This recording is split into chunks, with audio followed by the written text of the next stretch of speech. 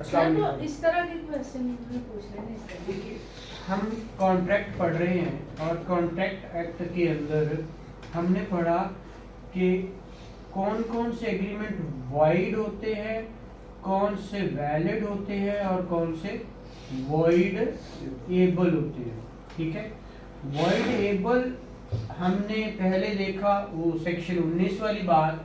ठीक है, कि जिनके अंदर फ्री कंसेंट नहीं होती, और फ्री कंसेंट में उसने कहा कोercion, उसने कहा अनड्यू इन्फ्लुएंस, उसने कहा फ्रॉड और मिस रिप्रेजेंटेशन। ये चार चीजें, मिस्टेक को इसमें नहीं ला रहा, वो चार चीजें होंगी तो वो कॉन्ट्रैक्ट्स, वो अग्रीमेंट्स, वो वॉइडेबल कॉन्ट्रैक्ट्स होंगे। वो कौन से होंगे? वॉइडेबल होंगे। अब वैलिड वो है जो इन्फोर्सेबल बाय लॉ है। हर कॉन्ट्रैक्ट की वैलिड होता है जब तक वो नॉट इन्फोर्सेबल बाय लॉ ना हो। आज हमारा टॉपिक है वॉइड, बातिल। क्या है? बातिल। ये था काबिले अबताल। क्या था? काबिले अबताल। ठीक है, अब जो बातिल हैं वो कौन से एग्रीमेंट्स हैं?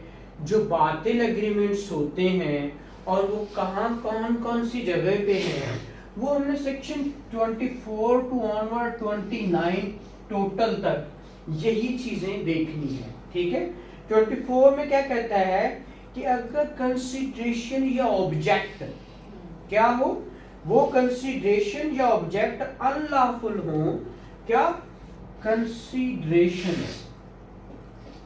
और ऑब्जेक्ट वो क्या हो? अनलॉफुल हो, तो वो क्या होंगे? कॉन्ट्रैक्ट, वो क्या होंगे? एग्रीमेंट वॉइड होंगे।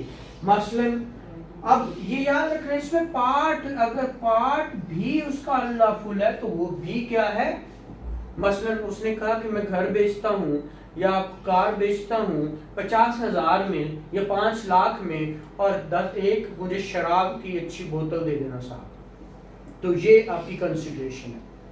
अब देखें, 5 लाख तो वैलिड कंसिडरेशन थी, बट लॉफुल कंसिडरेशन थी, लेकिन जैसे ही वो शराब की बोतल आई, वो क्या बन गया? पार्ट में भी है, वो टोटल क्या हो गया? वॉइड। वो अग्रीमेंट क्या हो गया? लेकिन सर उन्होंने वॉइड। इसकी कमेंट्री में बताया है कि कोर्ट जो है ना, जिस हद तक वो कॉन्ट्रैक्ट का जो पार्ट जिसमें कंसिडरेशन लॉफुल, ऑब्जेक्ट लॉफुल, उस हद तक वो इन्फोर्सेबल कर सकती है।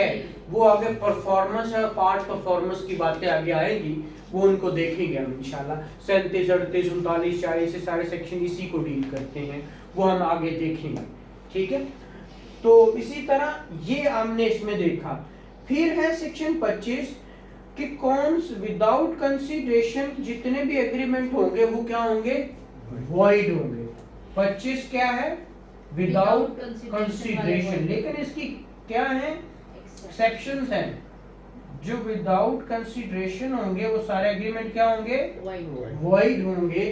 बट इसकी एक्सेप्शंस हैं। वो कह रहा है अगर तो वो गिफ्ट किया है, ठीक है, तो गिफ्ट करने के साथ उसने उसको इमीडिएटली चीजें दे दी, तो फिर वो क्या हो जाएगा? वो वॉइड नहीं होगा, वो क्या होगा? वैलिड होगा। ठीक है, इसी तरह और दूसरी एक्सेप्शन क्या है कि कोई और एडुकेट रेमेडी दे दे, जैसे कुछ शेयर कर लेते हैं, वो कहते हैं इतनी मुझे दे दो, इतनी दे दो, तो वो कंसिडरेशन तो नहीं, लेकिन उसी वक्त ही वो क्या करता है कि वो चीजें दे देता है। इनएडुकेट के साथ इनएडुकेसी है, बट वो determinant question consent promisor freely consent दे देता है। कहता है थोड़े नहीं, लेकिन मैं इन्हें अच्छी राजी हूँ, तो वो भी क्या है? कंसिडरेशन जितने भी है मैं राजी हूँ, मैं दे रहा हूँ इसको, तो वो भी इसकी क्या है? एक्सेप्शन है। ठीक है, तो ये सेक्शन आपका क्या है? 25 है। और 26 क्या है? वो एग्रीमेंट रिस्ट्रेनिंग मैरिज। ठीक है, agreement restraining marriage, restraining marriage.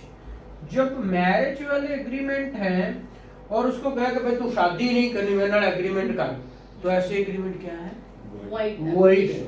वो तो ऐसा हो ही नहीं, किसी को रोक सकता है कि शादी ना करी, तो ये एग्रीमेंट भी सारे क्या है?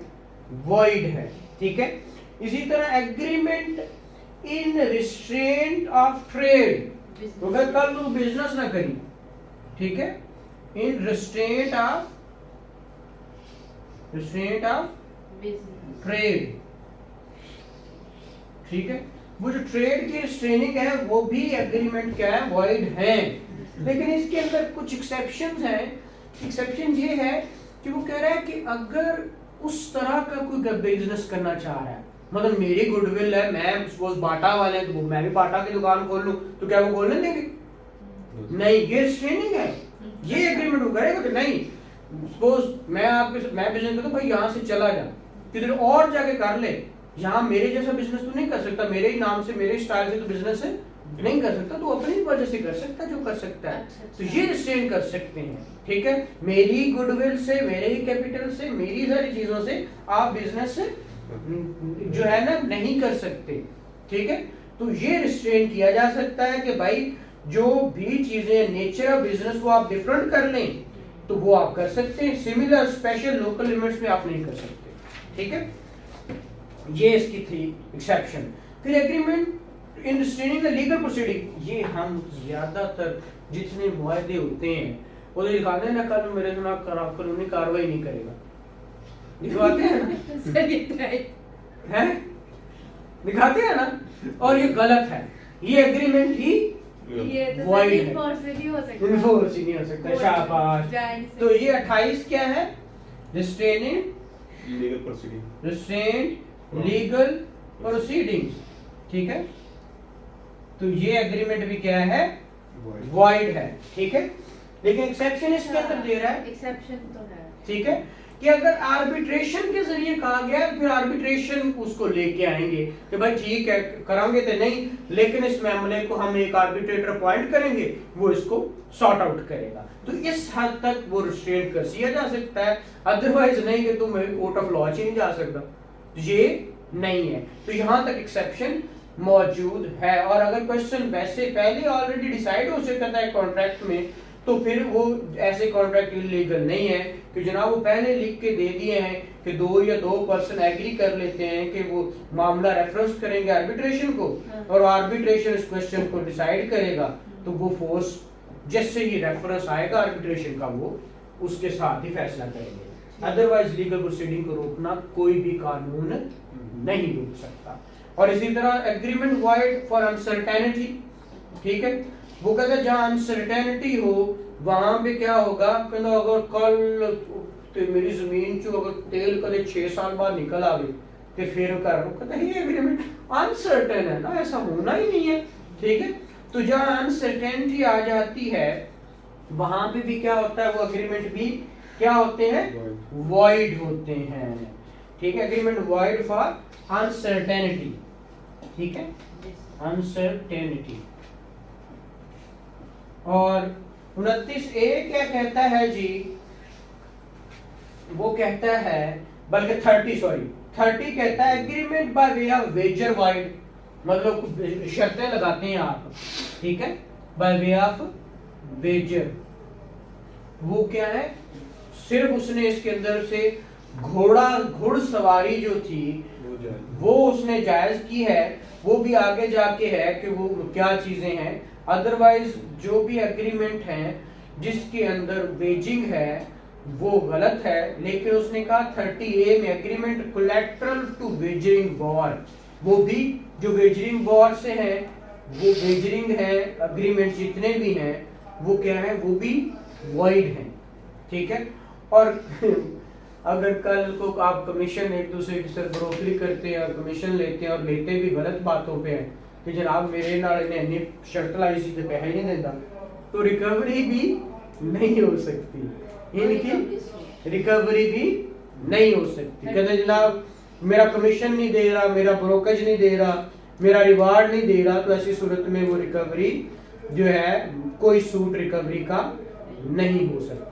और जो भी पेमेंट बाय गार्डियन एग्जीक्यूटर वगैरह in respect of void agreement not to be allowed, वो कह रहे हैं कि जी मैं इसका गार्डियन था, इन्हें गलत काम किया, हुण मैनूं सही देवे, ठीक है। तो वो ऐसी सूरत में कोई भी ऐसा एग्रीमेंट सारे के सारे गलत हो गए। वो गार्डियन है ना, कोई एग्जीक्यूटर है और वो गलत बात को इन्फोर्स करवाना चाहता है, तो ऐसा हो सकता है, वो कह रहा है the guardian executor administrator heir or personal representative of any minor और deceased person as the case में be shall be entitled to or allowed any credit in his account, ठीक है, नो लिखा हुआ है, वो कोई भी बात अपने अकाउंट में नहीं कर सकता, अपने पैसे नहीं लगा सकता, अपनी जेब में नहीं डाल सकता, ठीक है। No guardian executor administrator heir और personal representative of any minor और deceased person as the case may be shall be entitled to or allowed any credit in his account for the respect of any payment made by him on behalf of such minor or deceased person in respect of any such agreement or any such commission, brokerage, fee, reward or claim as referred in section 30A 30B। वही wagering वाला उधर से लेके उसके account में डाल देता है, ठीक है, कहते कल को मैंने देखो जनाब इससे दिलवाओ, तो कहते जनाब इसकी रिकवरी तुम नहीं ले सकते क्योंकि वो तो था ही इलीगल, ठीक है। तो ये बात है। तो यहां तक आपका ये जो वाइड वाला चक्कर था, वाइड एग्रीमेंट्स जितने भी थे वो यहां तक थे, ठीक है। और ये वाइड एग्रीमेंट्स होते हैं कि वाइड एग्रीमेंट्स क्या होते हैं, कहां तक होते हैं, ये सारे थे, ठीक है। अब इंशाल्लाह नेक्स्ट टॉपिक के साथ आएंगे। Thank you.